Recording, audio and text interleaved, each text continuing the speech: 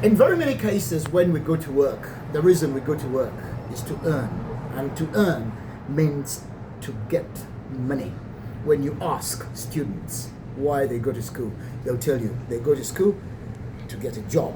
And when they get a job, the reason is to get money. Among other reasons, some women, if not most of the women, the reason they have men because of money.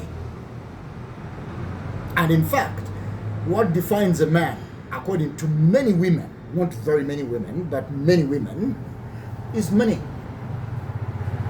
So you cannot detach work from money in the heads and in the hearts of very many people. But we'd like to ask in today's discussion, what is money and how does money work? With me, I have Kabinuli Francis Lugolobi, who is a seasoned money teacher and money worker. I don't know whether I've used the correct terms. And that's the point where we'd like us to start. You have some money, some note, banknote in your pocket, in your wallet, maybe in your hand. What do you have? And that is the question that I'd like us to debate or to discuss tonight. When I have money, what do I have? When you have money, you have a tool. Okay? A tool like a hoe. A tool like a hoe which helps you to dig. With an axe. I have an axe. You have an axe. But in this case, you have a tool which helps you exchange the value you have for the value you don't have but need or want. Oh, I have a tool which helps you to exchange the value you have for the value you don't have but need or want at that time. Okay. So money is just a tool. So money is just a tool. Why do you call it a tool? Try to help us. Why do you call it a tool? Money is a tool because... Not a weapon, or it can also be a weapon. But let us stick to tool. Weaponize, but let's stick to a tool, yes. It's a tool because... How is it an axe? How is it a knife? How is it a hoe? All tools come into play to answer a challenge. Okay. A hoe came into play to help us to cultivate land. Now, money came in as a tool to help us with exchanging value. In the beginning, when you had, for example, beans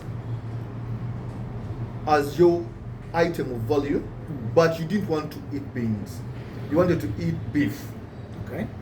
And you had beans, and I have beef. Okay. So what you would do, you would get beans which are equivalent to my cow, and then I give you the cow. And then you have to slaughter the cow and get the beef you could eat for maybe a month or 2 weeks or whatever. So that's how value was exchanged. But that value exchange had problems, whereby it wasn't necessary that when you had beans and I had a cow and you wanted to have beef, I automatically wanted your beans. So there was a problem which finance people call the double coincidence of wants, whereby I was willing to give you my cow in exchange for the beans at that right time. Okay. So many people didn't need what the others wanted at that point in time. And then of course other problems like moving the cow and moving the beans, transporting the items of value from place to place. So money came in as a tool so that when you had your beans, you could sell your beans and get money, that tool, that paper, and or coin. And then you give me the paper or the coin, and I give you my cow. Okay. Yeah. So money came in as a tool to help us avoid the problems and challenges of double coincidence of wants, of barter trade, basically. Okay. Yeah.